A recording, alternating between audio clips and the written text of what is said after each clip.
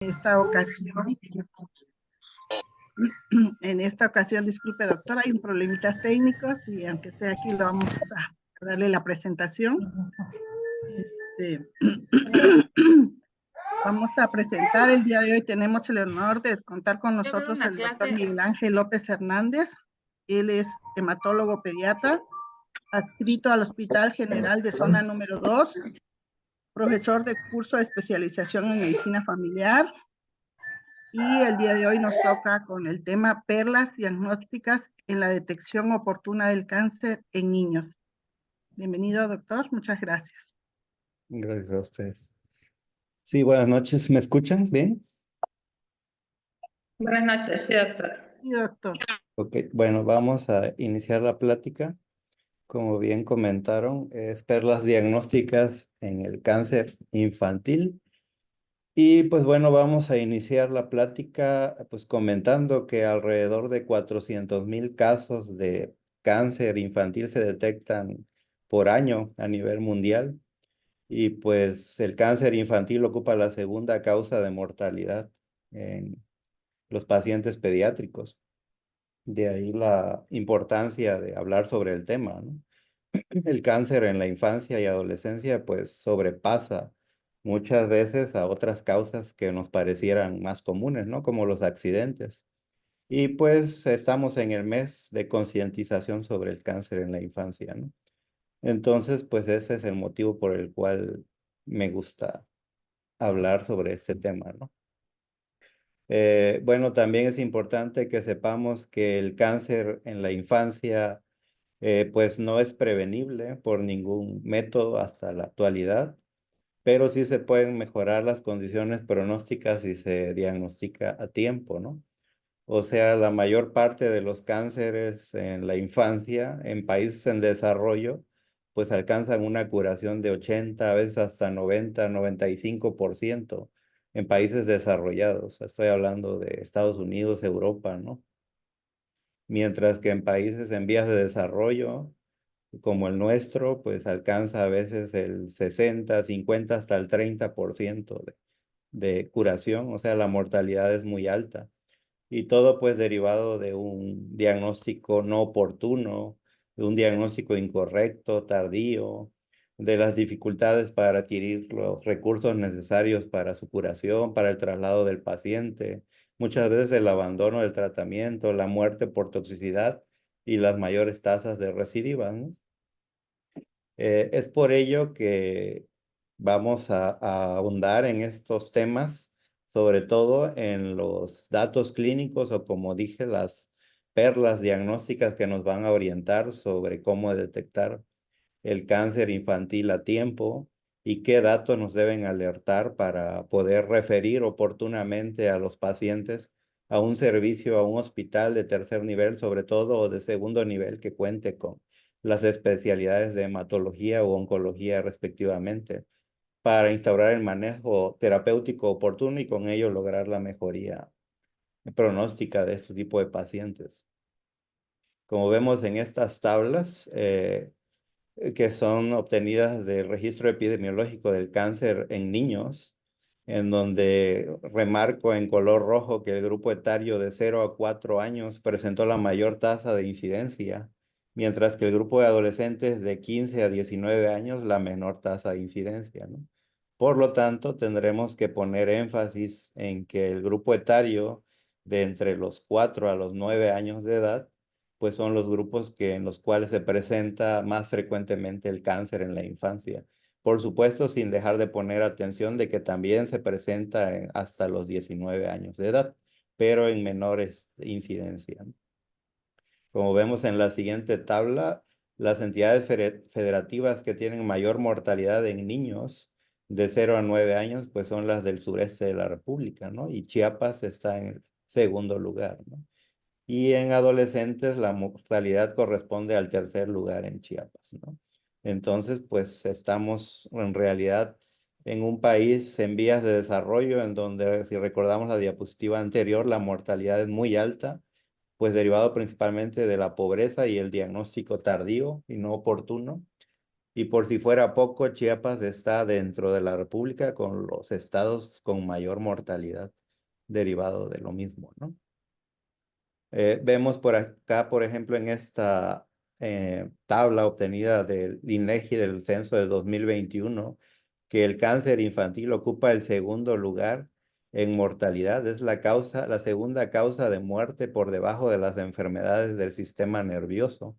Esto es del 2021.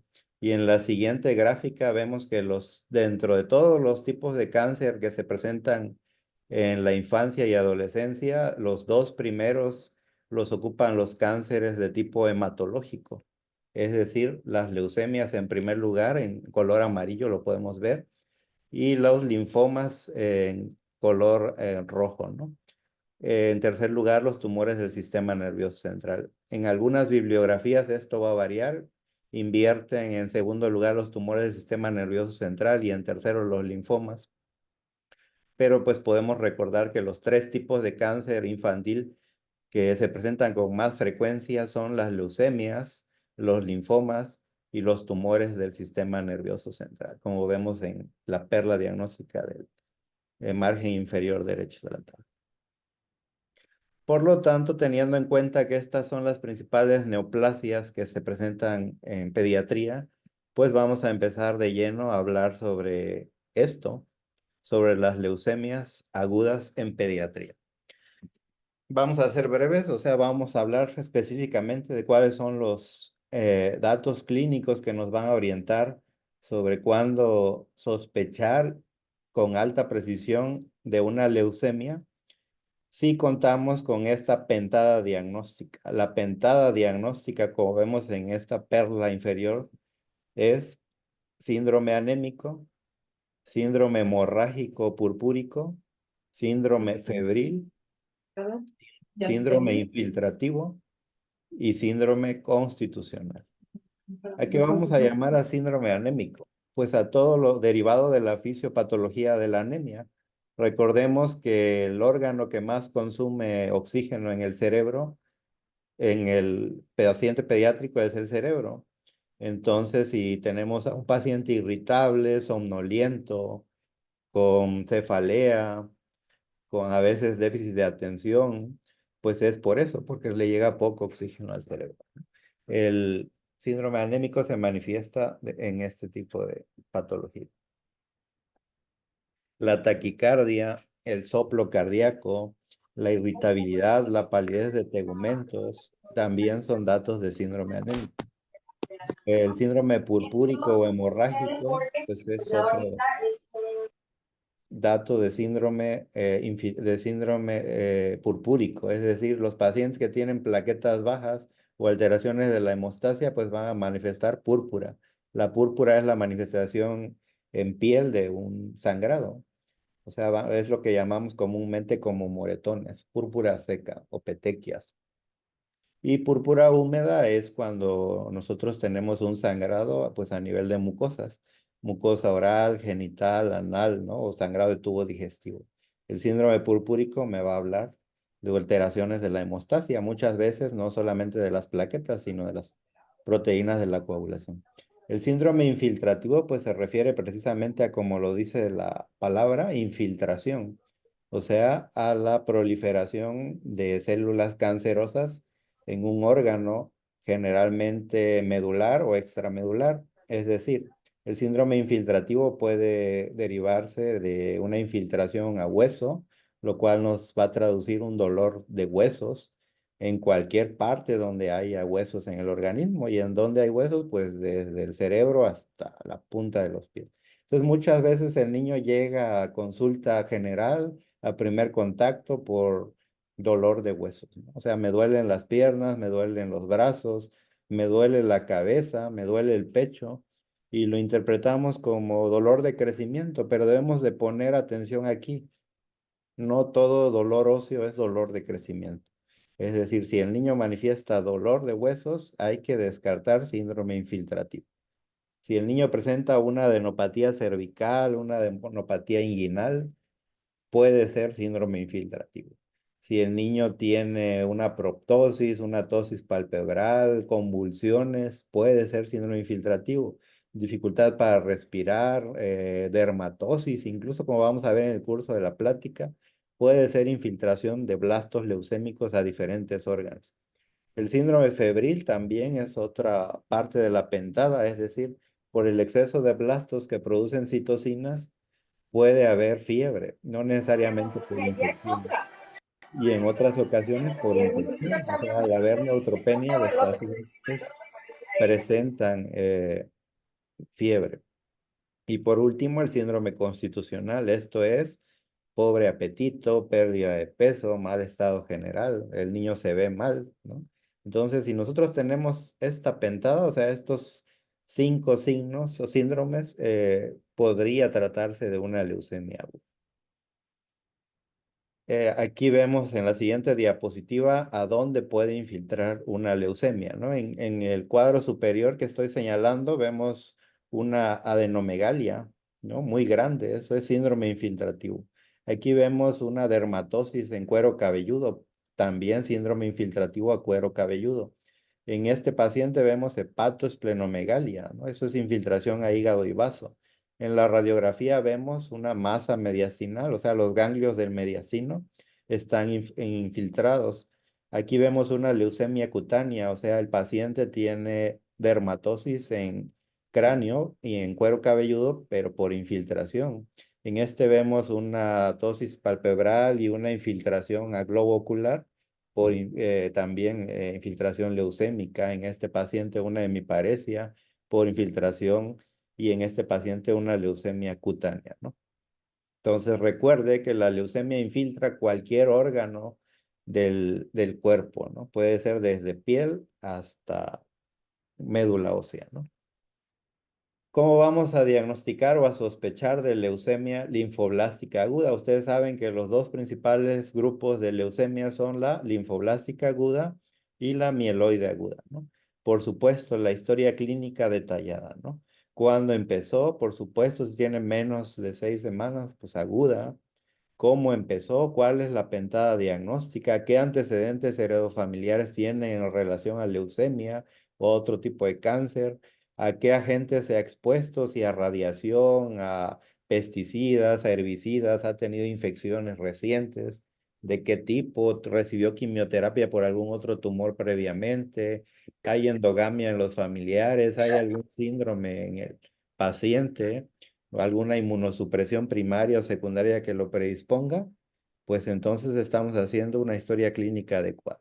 Y cuando llegamos a la exploración física con los datos que les acabo de comentar, podemos complementarlo con unos estudios de laboratorio, ¿no? Lo primero que se solicita es una biometría hemática. Entonces, si tenemos a un paciente con la pentada diagnóstica y sospechamos, hay que pedir biometría hemática. Y si es con frotis de sangre periférica, mejor aún. ¿Y qué vamos a observar en la biometría hemática de un paciente con leucemia linfoblástica aguda?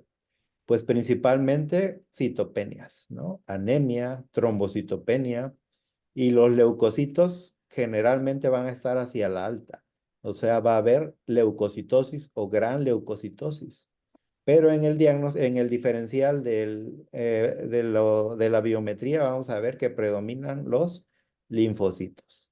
Por ejemplo, en esta imagen de una biometría hemática de un paciente con leucemia, vemos que tiene una hemoglobina de 10, que tiene unos leucocitos de 850,000 y los linfocitos son de 570,000. Pues eso no es normal, ¿verdad? Eso ya me habla de que hay una hiperleucocitosis con predominio de linfocitos. Y las plaquetas están en 30,000. Entonces, ese paciente tiene una leucemia linfoblástica aguda. Si vemos y pedimos el frotis de sangre periférica, pues aquí el químico tuvo cuidado de describir en donde dice que las células que aprecia son de tamaño mediano y tienen cromatina laxa y tienen 1 a 2 nucleolos. Eso significa, si una célula tiene nucleolos, pues que es un blasto.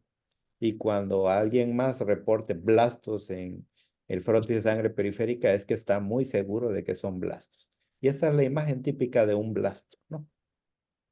Ya para ahondar un poquito más, pues en el aspirado de médula ósea se confirma el diagnóstico y un 20% más de blastos es diagnóstico. el inmunofenotipo y el cariotipo nos determinarán el diagnóstico final y el pronóstico del paciente con las mutaciones. Entonces, para concluir, la presencia de la pentada clínica, más una historia clínica detallada, más una biometría hemática completa con leucocitosis, o en algunos casos leucopenia, o sea, pancitopenia, con presencia de linfocitosis y blastos en frostis de sangre periférica, son altamente sugestivos de leucemia linfoblástica aguda, ¿no? Vamos a hablar ahorita sobre leucemia mieloide aguda, ¿no? Acá se cortó un poco el título de la diapositiva, pero en esta diapositiva podemos ver algunos datos de los síndromes que hablábamos, ¿no? Astenia, disnea, vamos a ahondar un poquito en las imágenes nada más. Remarcar, por ejemplo, este paciente tiene una tosis palpebral, muy probablemente por infiltración al sistema nervioso central. Recordar que las úlceras a nivel de mucosas, principalmente en lengua, en un paciente con leucopenia, es muy probable que sea debido a neutropenia grave o profunda. Este paciente con úlceras orales y leucopenia o fiebre o la pentadas, incluso sin laboratorios, pero con úlceras en la lengua, tendrá que entrar hospitalización por algo que se llama síndrome de fiebre y neutropenia, que es algo grave, ¿no?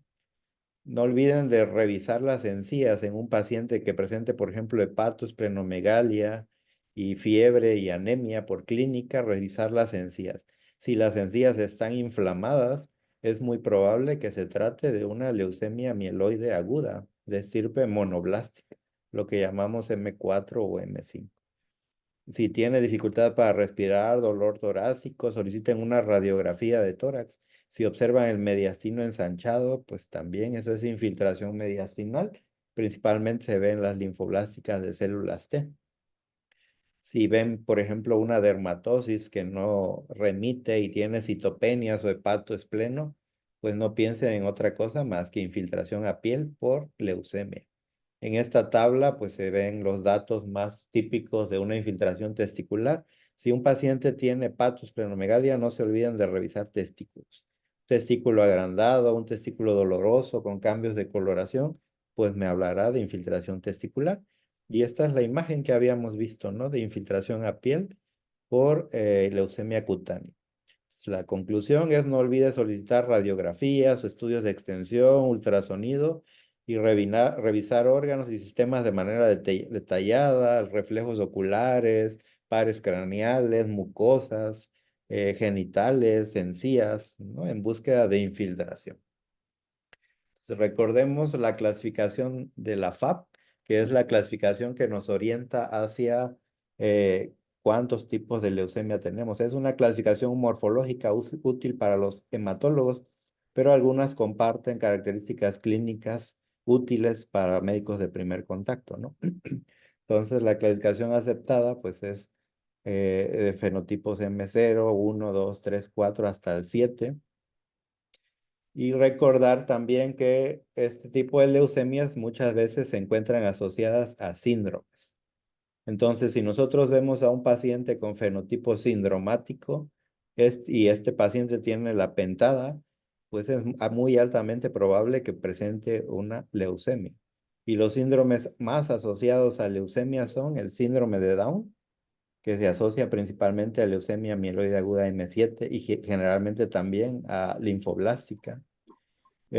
Los pacientes con piebaldismo, es decir, que presentan manchas blanquecinas en cara o en tórax o en torso, que presentan manchas blancas en cabello o mechones blancos, que se les denomina síndrome del cabello plateado, pues son pacientes que presentan errores innatos de la inmunidad. Esos pacientes son frecuentemente asociados a disregulación inmune que los predispone a presentar leucemias agudas. Los síndromes de falla medular, incluyendo los síndromes mielodisplásicos, también predisponen a un paciente con leucemia. Entonces, si ya previamente había tenido el diagnóstico de síndrome mielodisplásico y de repente empieza con hepatosplenomegalia, fiebre y anemia, muy probablemente ya progresó hacia una leucemia aguda. Las rasopatías, ¿no? Es un término molecularmente muy llamativo, muy atractivo, porque engloba muchas vías de señalización de oncogenes y protooncogenes, que traducen clínicamente muchas alteraciones o síndromes neurocutáneos. Quizás uno de los más conocidos por todos nosotros es la neurofibromatosis. Entonces, pacientes que presentan neurofibromas en piel múltiples o manchas café con leche y se presentan al servicio con síndrome febril, síndrome anémico, pues es muy probable que también hayan desarrollado ya, si no una leucemia, un tumor de cualquier estirpe, ¿no? Pacientes con anemia de Fanconi, es decir, pacientes que se describen en la literatura como facies de pajarito, los describen por tener esas facies tan finas, tan peculiares, estatura baja, alteraciones en los miembros, acortamiento, a veces ausencia o polidactilia, ¿no? O ausencia de radio, pues también tienden a desarrollar anemia plástica o leucemia aguda. Entonces, concluyo que las leucemias agudas suelen asociarse a fenotipos dismórficos, ¿no? Entonces, siempre ahonden en el interrogatorio sobre endogamia, sobre fenopatías, sobre pacientes sindromáticos que se relacionen con este tipo de patologías. También hay que recordar que la leucemia no es exclusiva de niños o adolescentes, sino también los neonatos, y es a los que peor les va, o sea, tienen un peor pronóstico. Entonces existe la leucemia neonatal, ¿no? La leucemia congénita, que son cuadros muy catastróficos, pero pues si están en el servicio social y tienen a un paciente con hepatos, esplenomegalia, sangrado, fiebre de origen desconocido, pues por supuesto que puede tratarse de una leucemia y generalmente son mieloides, M4, M5, de muy mal pronóstico. Recuerde también revisar la biometría hemática, en donde se encuentra gran leucocitosis o hiperleucocitosis, estoy hablando de más de 100.000 leucos, pero con más de 30.000, pues el paciente tiene riesgo de caer en leucoestasis o hiperleucocitosis. Es decir, los pacientes pueden sufrir falla renal o compromiso neurológico derivado de la tanta carga celular en el torrente sanguíneo, ¿no? Y los cambios metabólicos que se asocian a la destrucción de los mismos. Pues todo paciente con más de 30.000 leucos tiene alto riesgo de desarrollar síndrome de lisis tumoral o leucostasis. Refiéralo a urgencia. ¿Qué particularidades clínicas tienen las leucemias respecto al cuadro que habíamos visto de la FAP? Pues recuerde que la leucemia mieloide aguda con componente monoblástico, estoy hablando de las M4, M5, generalmente tienden a presentar hiperplasia gingival, hepatoesplenomegalia o cloromas, es decir, cloromas son la infiltración a piel o algún hueso de blastos formando tumores que anteriormente adquirían la coloración verde y por eso se les denominó como cloromas. Las leucemias linfoblásticas agudas generalmente tienden a tener afección al sistema nervioso central, entonces explore pares craneales, fondo de ojo, ¿no? Y por supuesto, convulsiones o deterioro, pues me hablará de una infiltración al sistema nervioso central. Y a piel, leucemia cutánea. Respecto a la biometría hemática, ¿cómo vamos a observar, a diferencia de una leucemia linfoblástica aguda, un paciente con leucemia mieloide aguda? Pues los datos clínicos de una historia clínica detallada y una exploración física detallada. Pero generalmente, esto no ocurre siempre, pero generalmente sí, una biometría hemática de un paciente con leucemia mieloide aguda va a presentar citopenias con leucocitosis, pero aquí no va a ser a expensas de linfocitos. Aquí va a ser, muchas veces el aparato va a marcar neutrófilos elevados o monocitos elevados. Como vemos en este paciente, tiene 110.300 leucocitos y presenta neutrófilos de 91.549, los monocitos en 121.000 y las plaquetas en 36.000. Por supuesto, el frotis con blastos. Si nosotros nos vamos al análisis del frotis, pues a veces de estos neutrófilos no son neutrófilos, sino son blastos. Entonces, recuerde, todo paciente con sospecha clínica de leucemia aguda y una biometría con leucocitosis o leucopenia con expensas de neutrófilos o monocitos y una evolución menor a 6 semanas, o hepato es pleno o sin ella, pudiera tratarse de una leucemia mieloide aguda. Dentro de estas leucemias mieloides tenemos una que presenta particularidades clínicas, es decir, el diagnóstico debe ser clínico por el médico de primer contacto, sospecharse y enviarse inmediatamente a un hospital con servicio de oncología o de hematología pediátrica o de adultos en su caso, ¿no? ¿Qué particularidad clínica tienen las leucemias mieloides agudas M3? Que se presentan por coagulopatía grave o complicaciones trombóticas. Es decir, si tenemos a un paciente que presente síndrome febril, síndrome infiltrativo, síndrome anémico, síndrome constitucional y que además llegue al servicio con sangrados por orificios naturales, por piel, por sitios de punción o con deterioro neurológico que nos haga sugerir ya sea infiltración del sistema nervioso central o hemorragia intracraniana, por supuesto que vamos a pensar que se tratará y así podríamos referirlo como una leucemia mieloide aguda, probablemente M3 o promielocítica. Estos pacientes también pueden sufrir complicaciones trombóticas. Entonces, si tenemos a un paciente con infiltración, fiebre, anemia y, no sé, una extremidad con signo de Hoffman, con dolor, con cambios de coloración, ya sea una extremidad superior o inferior, pudiera tratarse de una leucemia mieloide aguda M3 o promielocítica. ¿Qué vamos a encontrar en los laboratorios de primer contacto? Pues yo creo que solo los primeros dos, que son los tiempos de coagulación, pudieran ayudarnos y mucho, ¿no? O sea, la presencia de tiempos de coagulación prolongados, ya sea uno, dos o ambos, generalmente más de 5 segundos, más el cuadro clínico hemorrágico y todo el cuadro infiltrativo descrito anteriormente, nos van a hacer sospechar fuertemente en una leucemia promielocítica aguda, ¿no? Entonces, recordar mucho en derivar oportunamente este tipo de leucemias porque presentan la particularidad de tener muy buen pronóstico respecto de los otros tipos de leucemias linfoides y mieloides agudas. Una vez que sale el paciente del cuadro de coagulopatía, el pronóstico es favorable respecto de otro tipo de leucemias. No. Recordemos otro tipo de leucemias. Las leucemias agudas tienen un cuadro de presentación muy catastrófico, muy llamativo. El niño se ve muy mal, el niño se ve muy enfermo, ¿no? O sea, los síntomas constitucionales lo hacen ver con un cuadro muy evidente. Contrario a los cuadros crónicos. Las leucemias crónicas, pues generalmente tienen más de 6 semanas de evolución, a veces meses, a veces años de evolución, y uno no puede creer que el paciente, el niño, la mamá nos refiera que tiene un año de estar así el niño y que no se habían dado cuenta o no habían tenido oportunidad de diagnosticarlo.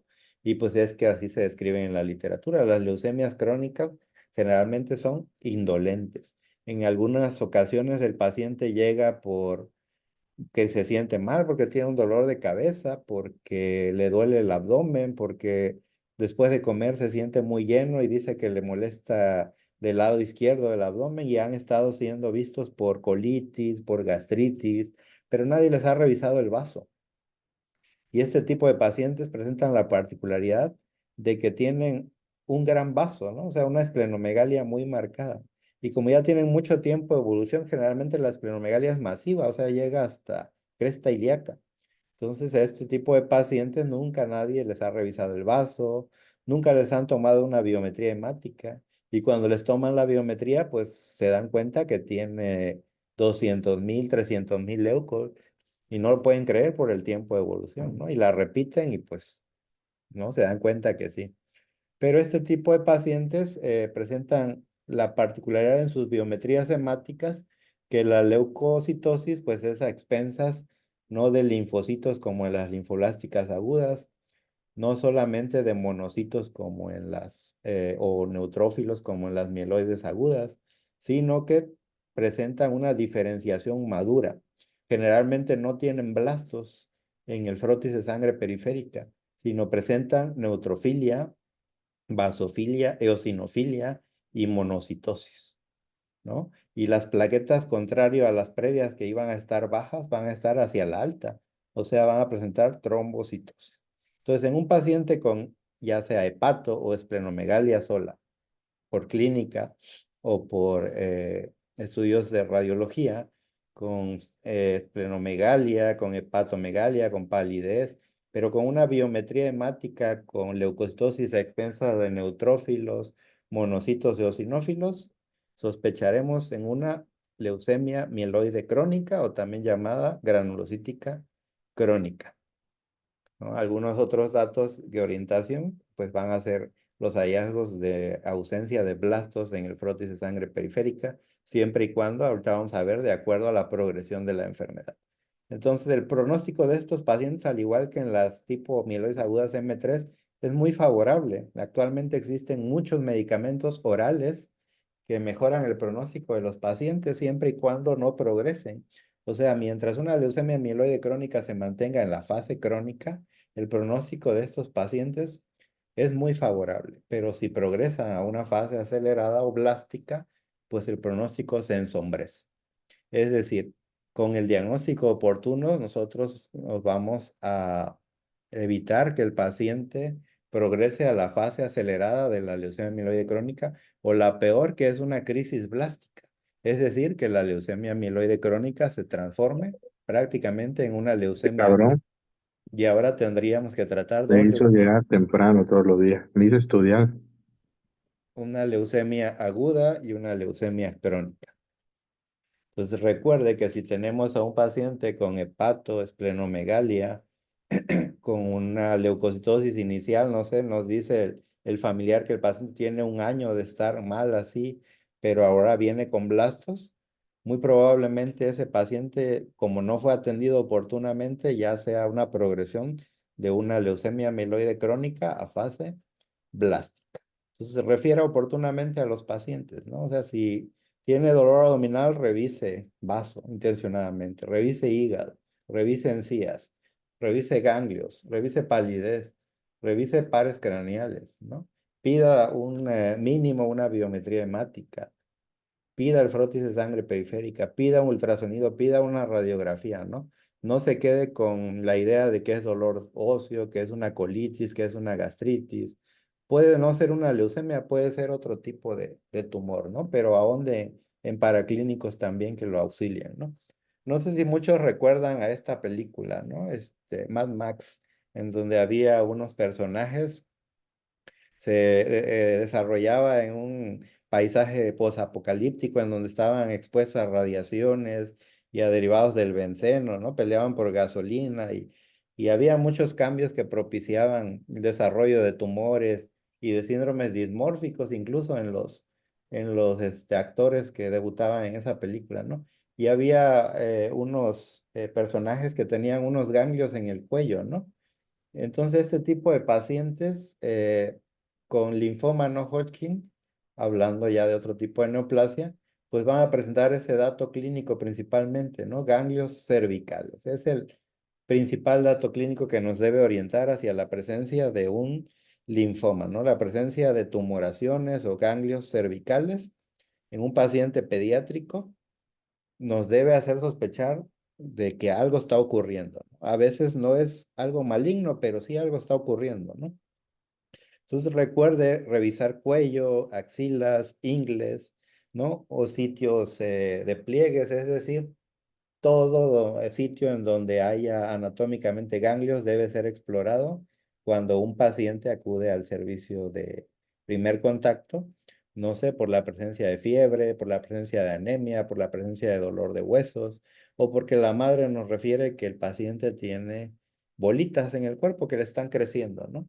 Recuerde también que antes de los 5 años de edad, pues tenemos sitios específicos en donde, sitios típicos más bien, en donde las adenopatías son normales, ¿no? Entonces, antes de los 5 años de edad, tener adenopatías en sitios típicos menores de 1 o 1.5 centímetros sin ningún otro dato, pues no orienta hacia ninguna patología neoplásica. Pero si tenemos ganglios mayores a 1.5 centímetros, persistentemente y en crecimiento progresivo, que ya les dimos antibiótico, que ya les dimos antiinflamatorio y no ceden y además hay fiebre, pues pudiera tratarse de algo patológico, no necesariamente maligno, pero si pudiera ser tuberculosis, si pudiera ser, no sé, enfermedad autoinmune, pudiera ser una toxoplasmosis, ¿no? O sea, no piense solamente en algo neoplásico, pero sí profundiza en su diagnóstico diferencial. Y ahora, si el paciente se presenta con ganglios evidentemente crecidos cervicales, pues esos ganglios son biopsiables. O sea, si el paciente presenta ganglios mayores a 2 centímetros en sitios típicos, estoy hablando de cuellos, esternocleido, preauricular, retroauricular, inguinales, menores a 2 centímetros, normal, o amerita antibiótico. Mayores de 2 centímetros, biopsiable. Pero si están en sitios atípicos, es decir, supraclaviculares, epitrocleares, pues eso es biopsiable. Y el diagnóstico, pues, nos los va a dar el patólogo, ¿no? Él nos va a decir si es o no linfoma, si es alguna metástasis de algún otro tumor, si se trata de un linfoma linfoblástico, Burkitt, de células B grandes. Entonces, el cuadro típico, como vemos en el cuadro rojo, es un paciente generalmente adolescente, porque generalmente se presentan entre los 15 a 19 años, generalmente, o sea, no exclusivamente, ¿no? Es una niña de 12 años de edad que desarrolla una neuropatía grande que no duele, la región cervical supraclavicular, acompañada o no de síntomas sistémicos, pudiera tratarse de un linfoma. Eso es biopsiable, ¿no? Y generalmente, pues los diagnósticos son tardíos, o sea, se presentan ya que tienen este tipo de lesiones tumorales tan grandes y eso ensombrece el pronóstico, porque muchas veces no solamente están confinados al cuello, ¿no? Como vemos en la etapa 4, pues ya está diseminado, prácticamente es una linfoma leucemizado, ¿no? Entonces evitemos llegar aquí a la invasión de hígado, de vaso, de corazón, de huesos, ¿no? Diagnostiquemos a temprana edad el linfoma, ¿no? Recordemos que un paciente que se encuentra con dolor abdominal, con intususcepción, incluso con sospecha de apendicitis, si tiene la posibilidad, pues hay que hacerle un ultrasonido mínimo. Recordar que la causa más frecuente de intususcepción en menores de 5 años, pues es el linfoma de Burkitt abdominal. Es decir, presentan también alteraciones a niveles intestinales. Recuerde los síntomas B, ¿no? Los síntomas B nos hablan de síndrome constitucional, o sea, el paciente presenta fiebre vespertina en la tarde o en la noche le empieza la fiebre, nos dice la mamá, eso en clínica se denomina fiebre de Epstein, pero es un paciente que se presenta al servicio, pues en la mañana generalmente le da poca fiebre, dice la mamá, solo suda mucho en las noches y en las tardes y además le da fiebre, ¿no? Y ha perdido peso, no está a dieta, no está haciendo ejercicio, no está haciendo de causa inexplicable. Entonces son los síntomas de, y eso habla de compromiso sistémico, ensombrece el pronóstico también.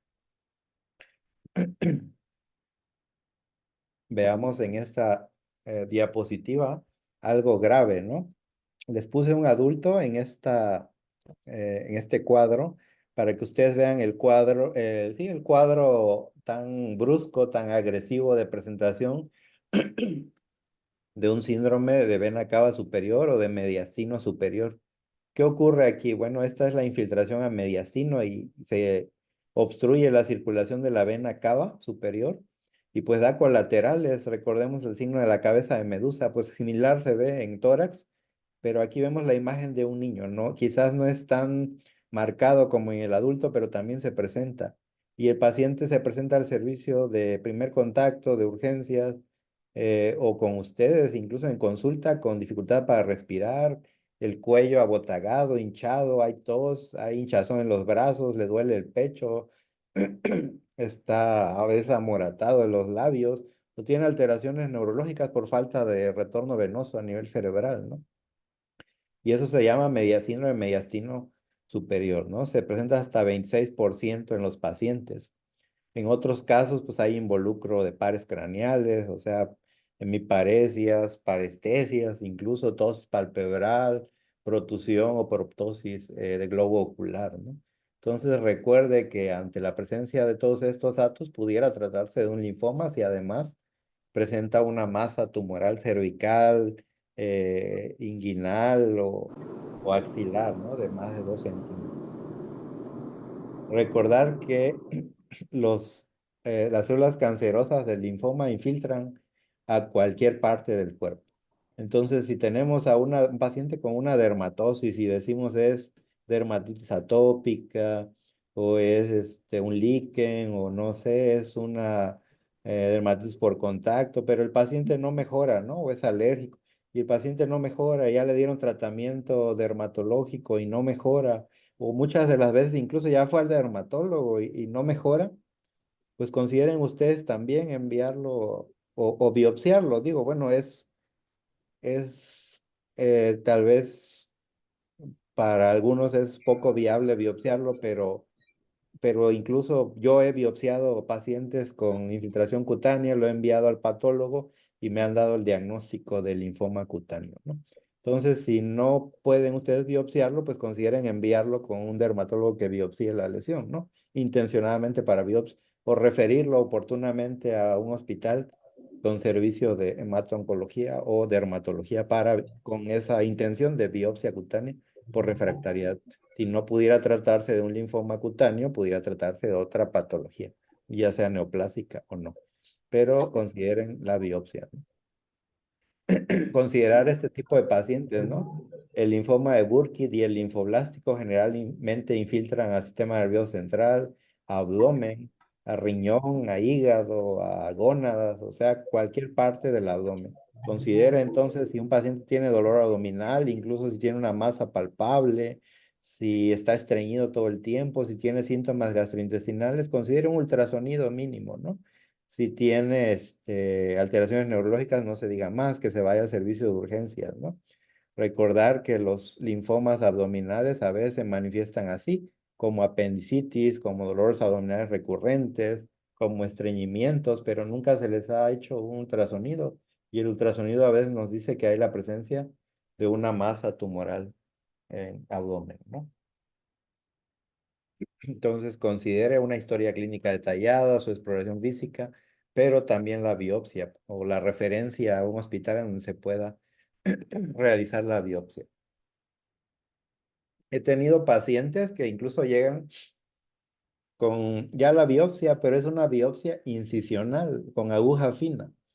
Y reportan los patólogos, pues no útil o solamente reacción inflamatoria inespecífica o infiltración linfocitaria inespecífica. Es decir, no sirve una biopsia guiada por ultrasonido para punción de aguja fina eh, o incisional. Debe ser una biopsia completa, biopsia excisional. Es decir, debe entrar el cirujano o el oncólogo pediatra a sacar el ganglio completamente y enviarse a patología, ¿no? Recuerde eso siempre. Si va a biopsiar un ganglio o enviar a biopsia, que sea excisional completa, jamás con aguja o punción. Otros tipos de infiltraciones, pues, de linfomas, pues incluyen los linfocitarios, de celular mixta, la esclerosis nodulares, que me van a dar síntomas a veces inespecíficos. Por ejemplo, los síntomas pulmonares, o sea, un paciente con tos crónica, con asma. Recuerdo alguna vez llegó un paciente con asma de difícil control y llegó referido porque pues ya le habían dado varios ciclos de inhalaciones con inhaladores, incluso en el servicio de urgencias, y no mejoraba. Y tenía el antecedente de ser asmático, pero pues a nadie se le ocurrió revisarlo y a la exploración física pues jamás tenía sibilancias del paciente, ¿no? Entonces pues es algo raro que un paciente con asma pues no sirve. Pues al solicitarle la radiografía, pues resulta que tenía un derrame pleural de más de 1/3 de la caja torácica, ¿no? Y pues al analizarlo ya a detalle, pues era un linfoma, ¿no? O sea, no es que tuviera dificultad por el asma, que sí tenía el antecedente de asma, pero además desarrolló un linfoma, ¿no? Entonces recuerde, si tiene las posibilidades, una radiografía, y si no, pues explore y haga su diagnóstico diferencial, ¿no? Las adenopatías, pues no se diga, Generalmente no son dolorosas, generalmente son una consistencia aulada, son muy grandes. La presencia de síntomas B, como dije anteriormente, va a sumar en el diagnóstico y en algunas de las veces se presenta generalmente en adolescentes, pues, o en adultos jóvenes el signo de Host. Es decir, manifiestan que estaban en una fiesta, bebieron alcohol y les empezó a doler el cuello y al siguiente día aparecieron notaron un bulto en el cuello o en la ingle, ¿no? Y eso me habla de vasodilatación histaminérgica por la masa tumoral, ¿no? Y pues eso me podría orientar sobre un linfoma. Recuerde hacer diagnóstico diferencial también, o sea, pacientes con bolas en el cuello, pues no hablo, sí, por sí solas no hablan de un linfoma o de un cáncer. Clínicos que pues nos han enseñado en el curso de las rotaciones, ¿no? Por ejemplo, pues solo de verlo, que está rojo, caliente, pues se trata y la localización de un absceso, ¿no?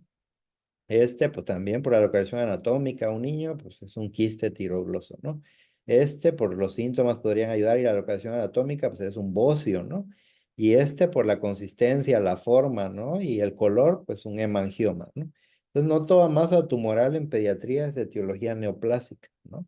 Recuerde también hacer su diagnóstico diferencial, una historia clínica detallada y si hay posibilidades, su biopsia, ¿no? He tenido pacientes que me han llegado, por ejemplo, por un nódulo cervical grande, de las características que ustedes quieran, incluso con síntomas B, la pérdida de peso, con sudoración vespertina o nocturna, pero ustedes lo exploran y el paciente tiene meses tosiendo, ¿no? Y ustedes solicitan una radiografía, pues esta es una radiografía típica de una tuberculosis pulmonar, ¿no?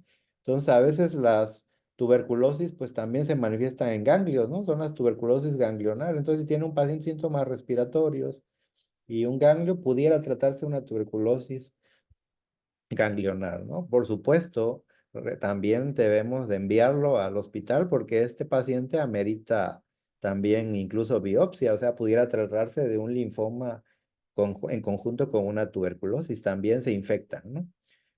Incluso hay casos atípicos en donde un linfoma pues está doloroso, caliente, contrario a lo que nos dice la literatura.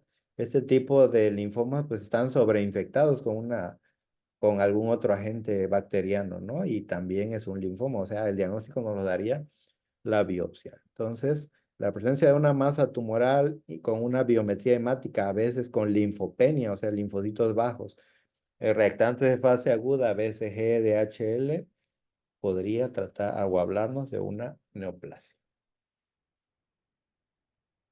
Recuerde también las inmunodeficiencias, ¿no? Pacientes con presencia de infecciones de repetición, endogamia, algún síndrome neurocutáneo, algún fenotipo dismórfico, pudiera tratarse de un error innato de la inmunidad, antes llamado inmunodeficiencia heredada, ¿no? O una inmunodeficiencia adquirida, o sea, también hay que tomarle, además de los estudios de extensión, VIH, ¿no? O hepatitis, ¿no? Como marcadores. Bueno, vamos a cambiar un poco a los tumores sólidos, ¿no? Otro de los tumores o de los cánceres que nos competen, pues son en pediatría también son los retinoblastomas. ¿Qué son los retinoblastomas? Pues como vemos en esta imagen, son los cánceres que infiltran a la retina. Son muy frecuentes en la edad pediátrica, generalmente son en niños pequeños, generalmente antes de los 3 años de edad. El 11% de los cánceres ocurre en el primer año de edad.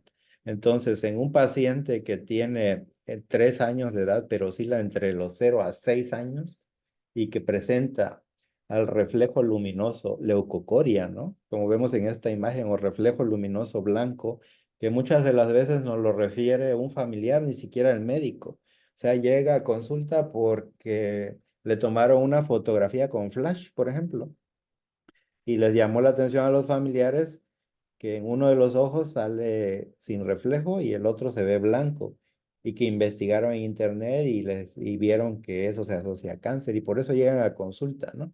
Entonces, el principal dato, hasta en un 50-60% de los pacientes es la leucocoria. Entonces no olvidemos que si un paciente presenta agudeza visual baja o no sé, ojo rojo, proptosis, hacerle reflejos, ¿no? Y si tiene leucocoria, pues es muy probable que sea un retinoblastoma, ¿no? El segundo dato clínico, pues es estrabismo, ¿no? Recordar que en edad pediátrica, pues es común el estrabismo, pero si presenta estrabismo más allá de la edad y por supuesto acompañado de otros datos clínicos, también pudiera tratarse de retinoblastomas. Caída palpebral, hiperemia conjuntival, ifema, pues incluso son otros datos de retinoblastomas.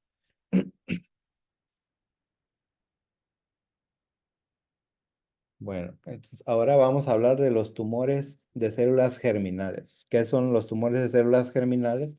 Pues son los tumores gonadales que les llamamos en niños, generalmente los tumores testiculares y en niñas los tumores ováricos.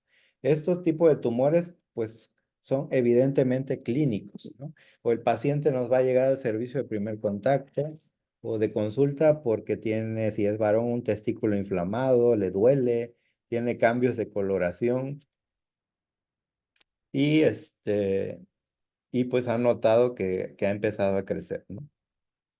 Lo siguiente que debemos hacer, pues, es referirlo a un servicio de urgencias o que cuente con el área de ultrasonido o si tenemos la capacidad, pues, realizarle estudios de imagen, ¿no?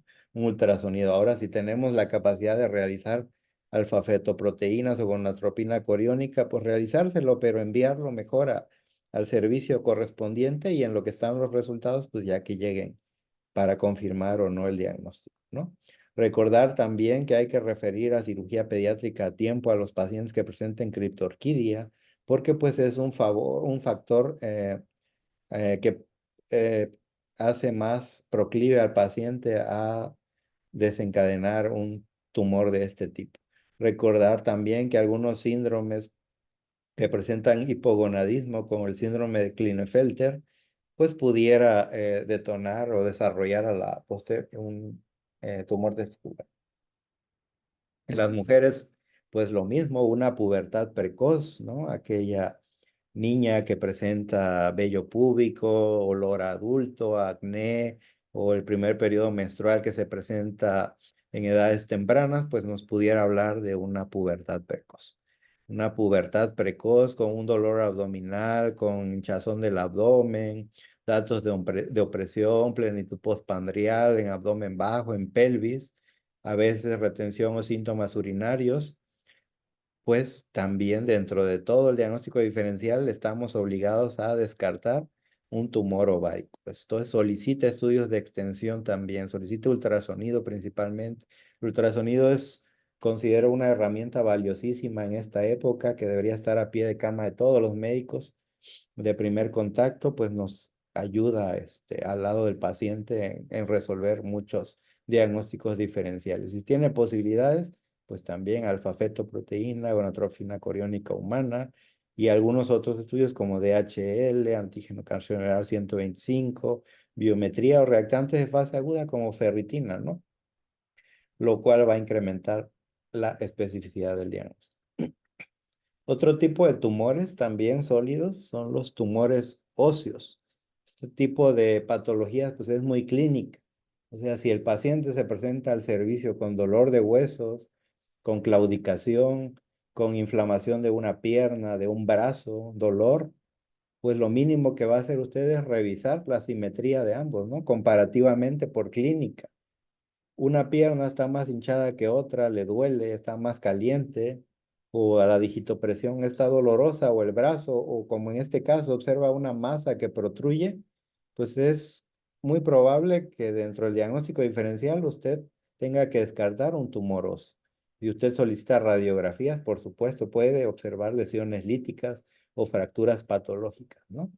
Incluso a veces no es muy evidente, pero el niño dice, es que me duele la pierna y siento que está más grande. Lo revisamos y no se ve más grande, pero si tomamos una cinta métrica y medimos comparativamente en ambos sitios, a veces 1 centímetro marca la diferencia y eso va a ser a veces el diagnóstico. Entonces, considere siempre la exploración comparativa, ya sea clínica o por estudios de radiología, ¿no? Siempre considere el dolor por crecimiento no se presenta en todos los niños. El dolor por crecimiento tiene que hacerse un diagnóstico diferencial con infiltración o tumores óseos, ¿vale? Como recordamos en las primeras diapositivas, de los tipos de tumores más frecuentes, incluso en segundo o tercer lugar, están los tumores del sistema nervioso central. También el diagnóstico es muy clínico, o sea, va a presentarse al servicio o el cuadro característico es de un paciente que se presenta por incremento del perímetro cefálico. O sea, se presenta, lo trae la mamá porque le duele la cabeza y usted debe revisarle el perímetro cefálico, percentilarlo para su edad, tiene macrocefalia o tiene fontanelas abombadas para su edad, o ya no se diga que tiene síntomas neurológicos, ¿no? De hipertensión endocraniana, de una masa ocupativa que tiene vómitos, que tiene limitación o alteración de pares craneales, que tiene tosis palpebral, que tiene hemiparesia, que tiene convulsiones, ¿no? Que tiene vómitos matutinos, que tiene alteraciones de la agudeza visual o del comportamiento, de la conducta o de la marcha, o tiene regresión de los hitos del desarrollo, pues muy probablemente este paciente pudiera tener una masa ocupativa a nivel cerebral. Entonces recuerde otra vez, incremento del perímetro cefálico, cefalea, fontanelas abombadas y pares craneales comprometidos, pudiera tratarse de un tumor del sistema nervioso central. Recordar hacer diagnóstico diferencial con hipotiroidismo también. Si el hipotiroidismo no es periférico, es central o es primario, pues pudiera estar comprometido también por un tumor del sistema nervioso central. Y hay algo que se presenta en raras ocasiones, pero nunca se olvida de percentilar por talla y peso a los niños. Si un paciente presenta peso, talla baja, alteraciones de la conducta, alteraciones de los pares craneales y alteraciones a nivel perímetro cefálico, pudiera tratarse de un síndrome diencefálico, también por un tumor del sistema nervioso central. Y pues ya los estudios de extensión valorarían de qué tipo y a qué nivel se encuentra el compromiso. Es decir, refiere a tiempo un paciente con este tipo de alteraciones, ¿no? Recuerde que es muy común que está dentro de los 3 principales neoplasias en pediatría y que ante cualquiera de los datos clínicos hay que referirlo oportunamente.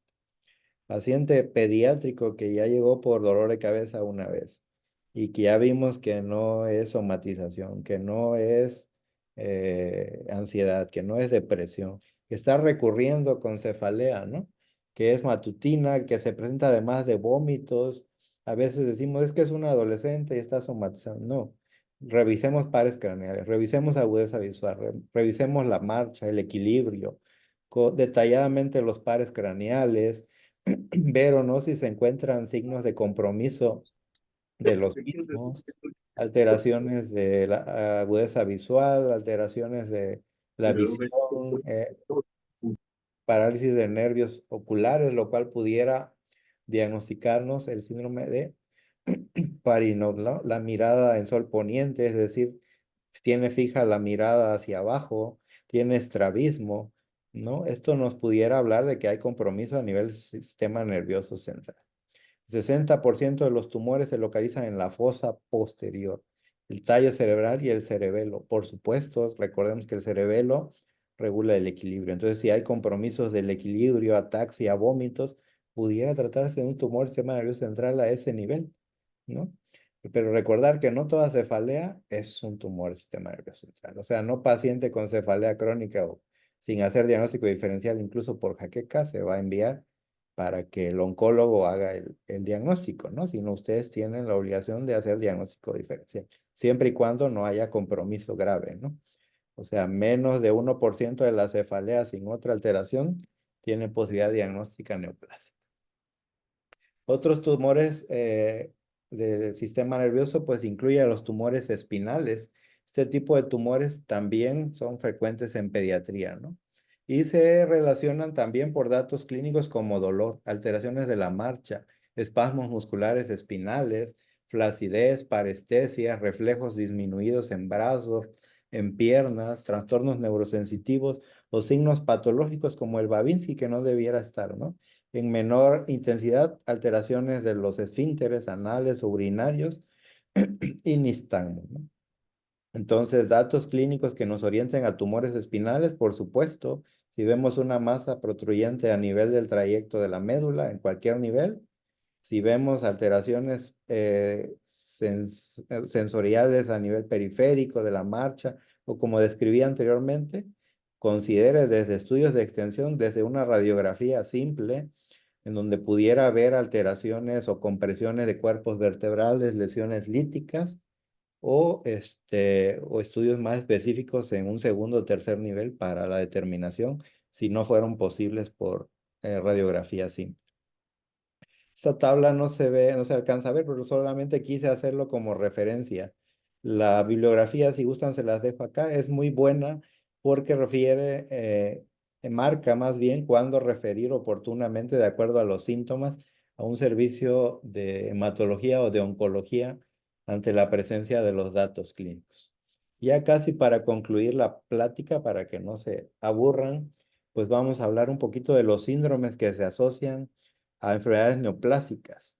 Esto es un tema que particularmente me gusta mucho, me apasiona porque, pues, recordar que las vías de señalización de oncogenes y protooncogenes, pues, vienen desde el desarrollo fetal, desde la cresta neural. Y si recordamos, pues, el neuroectodermo y el sistema nervioso central tienen infinita relación toda la vida, ¿no? Desde que estamos sin útero. Entonces el desarrollo se ve comprometido si hay compromiso neuroectodérmico, es decir, la presencia de estos síndromes, algunos como estos dos considerados como alteraciones de la vía del RAS o rasopatías, pues pudieran llegar a desarrollar no solo tumores del sistema nervioso central, sino de otro tipo de neoplasias.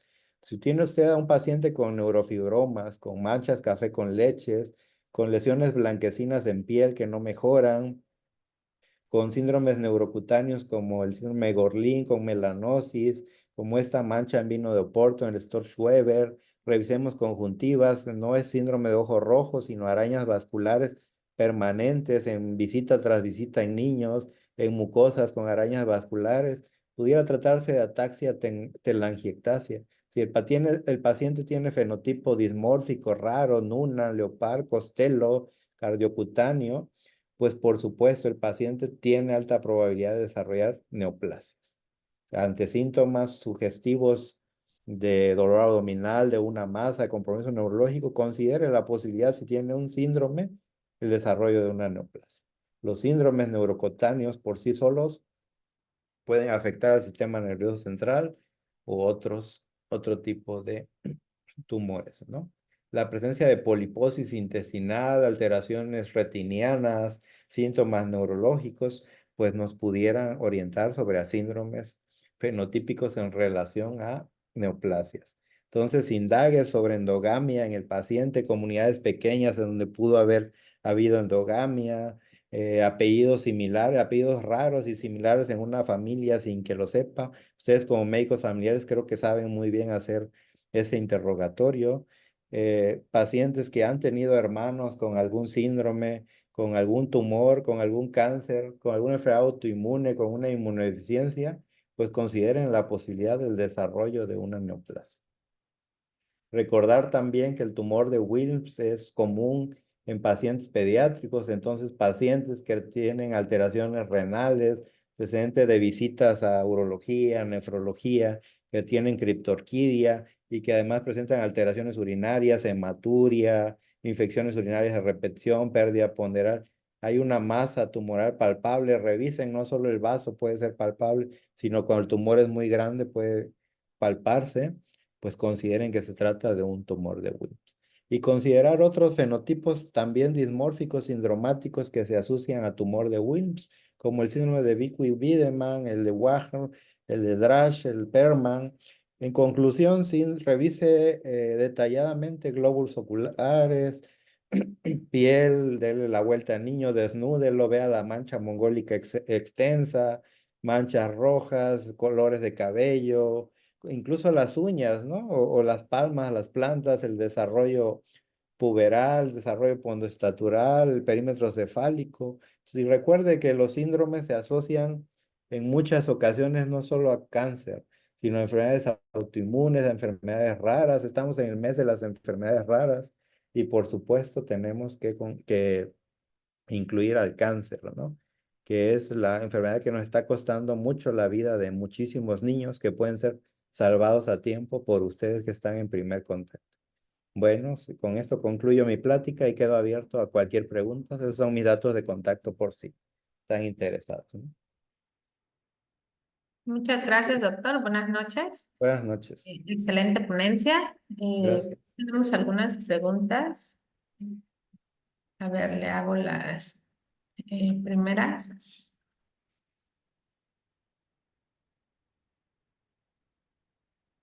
En pacientes pediátricos con antecedentes importantes por línea paterna de cáncer, con ganglios cervicales de aproximadamente 5 milímetros, que también presenta manchas café con leche de más de 5 centímetros, sin sintomatología. ¿Recomendaría iniciar protocolo de estudio para cáncer?